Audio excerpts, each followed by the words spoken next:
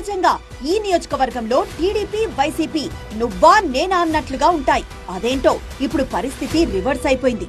అధికార కూటమిలోనే ఆర్పలేని స్థాయిలో అగ్గిరాజుకుంది. నియోజకవర్గంలో YCP in charge Badukonda Appalanaidu, ZP chairman Chinna Srinu బలంగా పనిచేస్తూ ఉండడంతో ఆ పార్టీ క్యాడర్ కూడా స్ట్రాంగ్ గా ఉంది.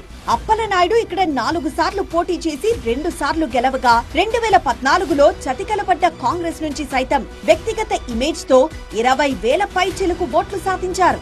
ఇక చిన్న శ్రీను బొత్స బంధువుగా ఇప్పటికే జిల్లాలో వైసీపీకి బలమైన నాయకుడిగా వ్యవహరిస్తున్నారు. అలాంటి చోట అధికార కూటమి పరిస్థితి పూర్తి విరుద్ధంగా కనిపిస్తోంది. టీడీపీ జనసేన కుమ్ములాడుకుంటూ ఉంటే వైసీపీ ఇన్ఛార్జ్ గా అప్పలనాయుడు మాత్రం గ్రౌండ్ వర్క్ చేసుకుంటూ పోతున్నారు. ఎప్పటికప్పుడు పార్టీ పిలుపిచ్చిన కార్యక్రమాలు విజయవంతం చేస్తూ క్యాడర్ ను యాక్టివేట్ చేస్తున్నారు. ఈ పరిస్థితుల్లో కూటమి కుమ్ములాటలు వైసీపీకి అదనపు బలంగా మారుతున్నాయని చెప్పొచ్చు.